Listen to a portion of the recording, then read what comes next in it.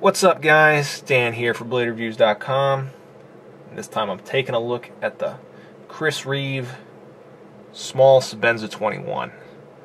It was only a matter of time. I feel like, it really was. And for many people who collect knives, who are getting into knives, budget permitting, a Sebenza, any kind of Reeve knife, really is, it's only a matter of time, because many consider this to be the pinnacle of production knives. And for somebody like myself who runs a website where I'm kind of looking at knives critically and writing reviews and making videos, I think it's important to take a look at a knife like this to really gain some understanding and some context to kind of judge everything else. Obviously price is always a factor, but you kind of need to stand on top of the mountain there to see what's going on. And for a lot of people, the Sebenza 21 is at the top of the mountain. So that's why I'm doing this review. And it only took like a few years, but when I first started off, I don't think anybody's really getting in this hobby thinking, oh yeah, I'm going to buy a $350 knife. I think most people would think that's insane. But I'll tell you, as the purchases go on, it just becomes easier and easier to rationalize, and suddenly here we are. So with that said, let's get right into it, guys. Let's take a look and do some quick specs for the small Sebenza 21. We've got an overall length of 6.9 inches. We've got a 2.94 inch blade and a weight of 3 ounces. So we're looking at a knife that is ideally sized for EDC, nice and lightweight, great dimensions on it. Will work very well for those kinds of classy everyday carry chores that you reach for, that you would reach for a knife for. So the blade is made of S30V, a premium blade steel. This particular Sebenza was made in 2009. If you're buying one new in 2011, at the time that I'm making this video, they're now introducing these in S35VN, which is a slightly upgraded version of S30V. Chris Reeve and his company, they don't really rest on their laurels here with these knives. The Sebenza has been in production for over 21 years. I believe it's close to 25 now, and they are continually tweaking and upgrading. And the transition from S30V to S35 should be no surprise. They're gonna use the best materials they can, and they're not afraid to kind of mix up the secret recipe here to bring a better knife to the consumer. And I can appreciate that. But this one's made in S30V, still a great steel. The blade shape is a classic drop point. It's been given a high hollow grind, kind of a thin hollow grind, gentle, so it's still very good for slicing. And one of the more interesting features is how the top of the blade, the spine, has been rounded, and just a nice little touch. Feels great. I think it might also help maintain that tip strength.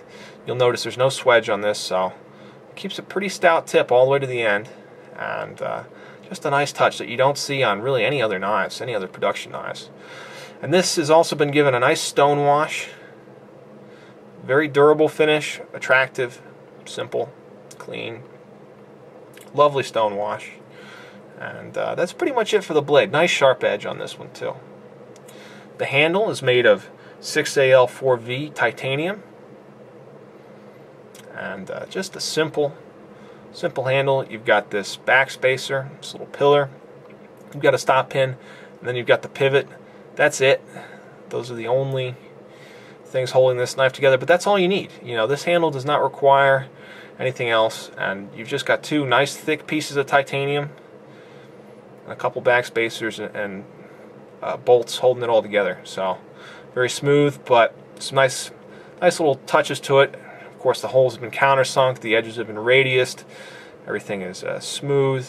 There's a very slight bowing to the handle. It kind of curves in, which is a very small detail, but quite cool, and does add a little bit to the appearance, I think. So just it's filled with little touches like this, but all in all, preserving a very simple an elegant package here. Ergonomics, again, very simple, but quite nice. You've got a small, not really a finger choil, but kind of area for your finger there, almost like a choil. And you've got a thumb ramp with some meaningful jimping. Not a very aggressive thumb ramp, but it works. It works very well and preserves that minimalist theme, very clean and functional. This is where form and function go hand in hand. There's no real compromises with this knife, I don't think. So, not any major ones, at least. It's got good performance all the way throughout it. So, and the ergonomics are no exception. The pocket clip is actually quite cool. It's one of my favorite things about this knife. Probably one of my favorite pocket clips now. And this is the double clip, and you can see it's got that main detent that we're familiar with, but it also has this, which helps really helps secure the knife in your pocket. And I'll tell you, if you're carrying a $350 knife like this around, you want it to be secure. So the titanium clip is quite nice. It's a nice little feature there, nice improvement by putting that in, and it bolts onto the side of the knife with a single bolt, and it's been countersunk the little hole to accept the clip, so it doesn't wiggle anywhere. Quite nice. I like it a lot. Deployment is accomplished through this thumb lug.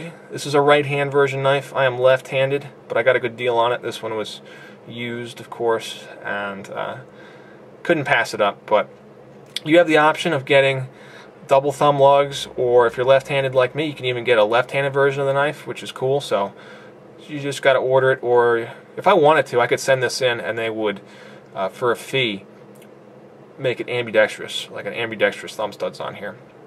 But as it stands, I just got a right-hand version, and deployment is smooth and purposeful.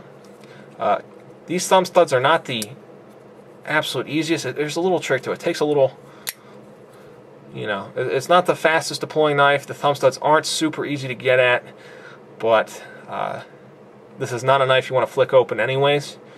You don't want to compromise that frame lock, and it's been given an anodizing, which rubs off, a nice blue anodizing. It kind of sucks that it rubs off, but I guess it is what it is. And between the thumb lug and the backspacer, it really sets off the knife. I think that's a cool touch, but not the fastest deployment, and this isn't the easiest thumb stud to get at. Granted, I am left-handed, so maybe but even still, I think it's not so quick to get at, but it's very smooth, and I've often heard deployments on blades being compared to Sebenzas, and now I kind of see where they're coming from. It is very smooth and very, very purposeful, and same with that lockup. That lockup it's got a nice click, and you can see titanium frame lock.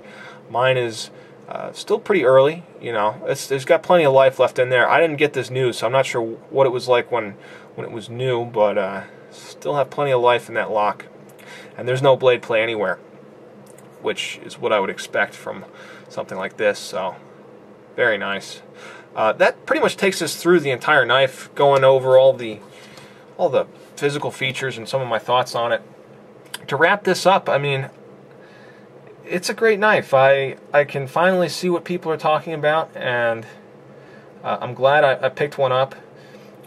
For you, if somebody who's looking to purchase it, if you're at that point in your kind of blade collecting obsession where you're ready for the next step, I mean, the Sebenza, and really any of Chris Reeve knives stuff, I mean, it's top-notch. You're looking at top-notch materials, amazing fit and finish, decades of design and experience, and made in America. So that's what you're paying for, I think, and the knife works. It's a simple knife. Like I said, there's nothing complicated about this, but they're just doing it right, and that's the genius in all this. It's just a knife done right. And do I think it's worth $350? I don't even really want to answer that question, because what it's worth to me is not necessarily what it's worth to you. Some people just want the best, and they don't really care what the cost is, what it's worth. They want a Ferrari because it's the best, and so they get a Ferrari. If you want to get the best production knife out there, the Sebenza is definitely going to be this is probably going to be it. You know, there's some other stuff, there's some other interesting knives out there, but many regard this as the absolute best, and in my experience, I would tend to agree. It's a fantastic knife. I've really enjoyed having it, and I look forward to purchasing many more of his knives because, like I said, it's simple, but it's very well made. So, all right, guys, that's the review. I hope you found it helpful and possibly even entertaining. Let me know if you have any questions. If I forgot something, I'd be happy to get at you. So just contact me however you would like. And aside from that, guys, thanks again for watching. Like I said, hope you enjoyed the review. I will be back soon with another knife review. So take care, guys. Be safe.